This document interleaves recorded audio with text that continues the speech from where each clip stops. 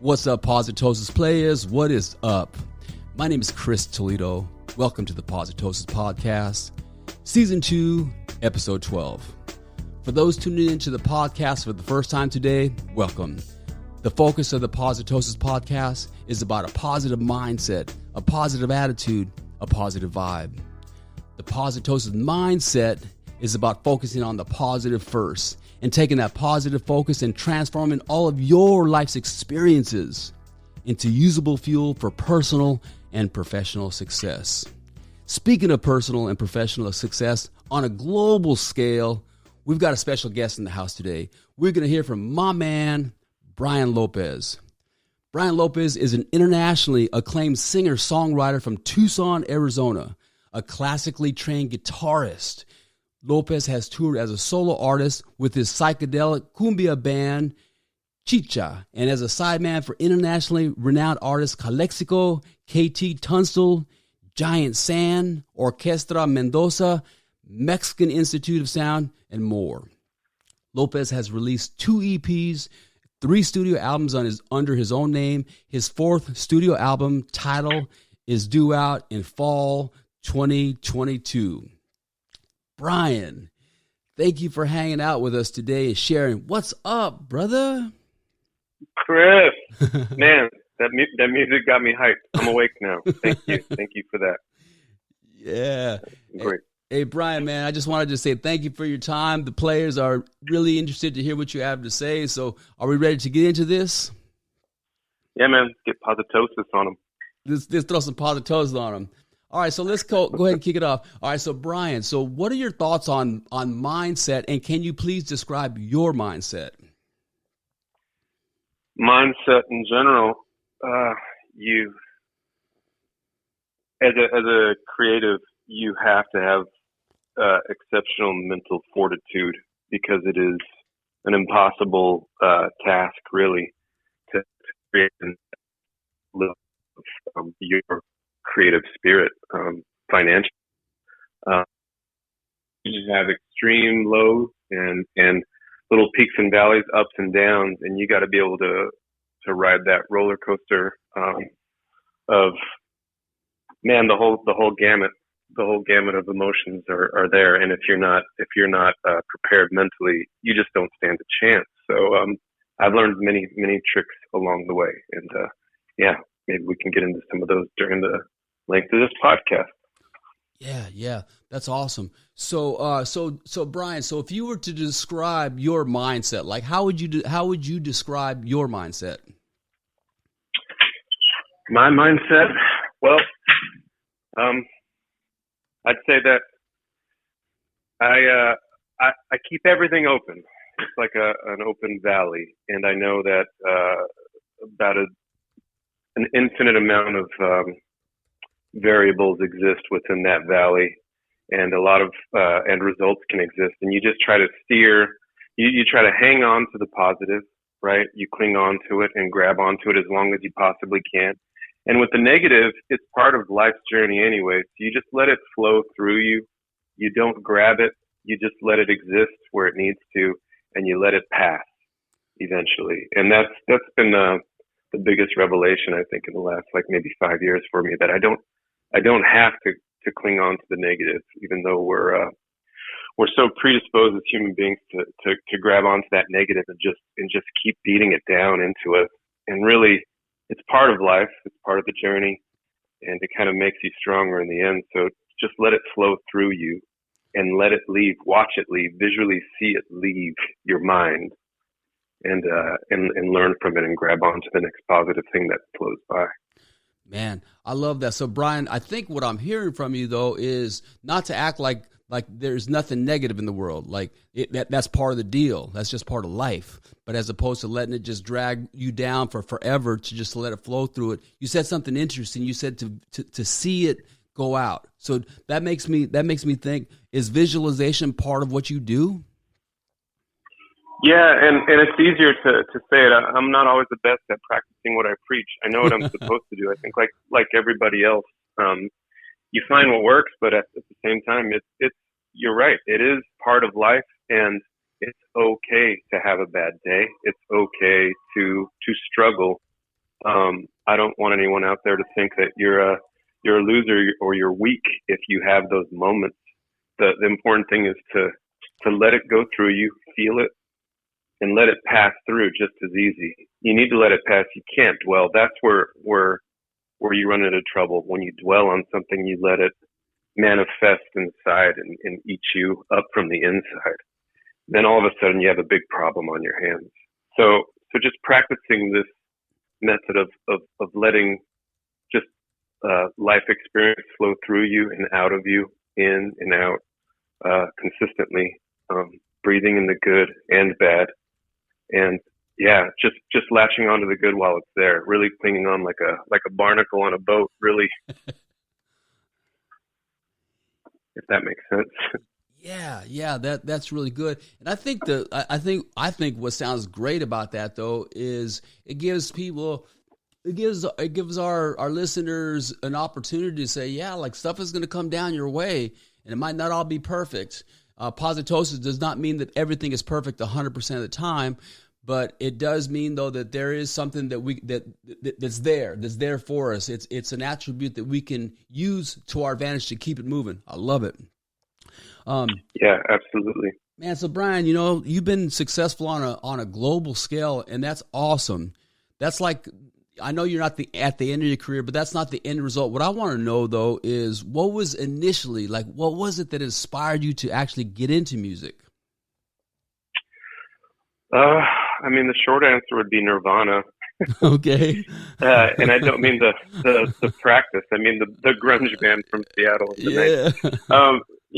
But music came into my life, and Chris, you know this. I come from an athletic household, and basketball for us was the be all end all. That was like what we did, and even to this day, I love basketball and love playing. But man, at some point when I was like 11 or 12, basketball took a back seat to me learning how to play guitar, and I was going to this school, Ross Scrooge.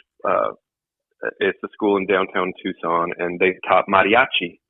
And our teacher at the time, Stephen Holmes, he had like 15 guitars that the school had gotten donated, and he had this guitar class to learn like mariachi music. So we'd learn mariachi during the day, and then if we wanted to hang out after school, he'd teach us like the new like Nirvana or Pearl Jam or Soundgarden song, and like that just opened. I was just like so fascinated by that stuff, and just was kind of naturally gifted at it to where I can learn a song and sound relatively okay compared to my peers, like pretty quickly. So then I just on my own would like go and get Guitar Player magazines at like the local Safeway or whatever grocery store and just take it home and learn music for the Led Zeppelin or whatever. And it really spiraled quickly. And soon after that, I just cared about playing guitar and not as much about basketball, and that's just that was just a natural thing, very authentically grown interest in music. And then I went to school at the University of Arizona, got a classical guitar scholarship. Talking about mental fortitude, I my junior year of high school, I didn't even know how to read a note of music, but I wanted to get a scholarship. So my senior year, I decided to take a advanced placement music theory course to get my chops up for college. And I went through this rigorous course. It was college level, and got my music theory chops up enough to where I could at least get through college. So one year I don't know how to read a note. The next year I'm like having to read Bach's Brandenburg concertos and analyzing his scores. And I don't know. I don't actually, Chris. I think about that often. Just those more formative years, and I think I just must have been insane because that's so dumb. Like, what am I doing? I'm trying like using this scholarship to get a classical. Like, that is not practical whatsoever, and it takes up more time than going to business school. Really, I mean, I was waking up at 5:30 a.m. to do master's guitar lessons, learning scales, arpeggios, and for what? I mean, obviously it's helped me in my musical career, but man, that's not very practical at all. Mm-hmm. Your parents probably would have told you, you maybe should take computer coding or something that'll get you a job, accounting, for example. what Uh-huh. the hell am I doing spending all my time like learning scales and like analyzing box scores? And I didn't even know how to read a note a year prior. Like, but that's how I'm wired that way. You know, once I get into something, I'm a little bit fanatical about it. So yeah, that's always carried with me, I suppose. Hey Brian, so what I'm hearing, brother, that's just super awesome, and it leads me. It's a perfect lead into the next question. Is it just sounded like once you found the guitar, like you were just passionate about it, and what I've learned in my life is anything that I'm passionate about, man, I have a much higher degree of investment on my part on all levels. If I'm passionate about it, if I have a passion for it, whew. You know how it is, Brian. You just like we on that guitar, you're up at 5:30 in the morning doing your thing. So my next question to you is for the Positosis players out there. So you happen to stumble upon your passion of playing the guitar.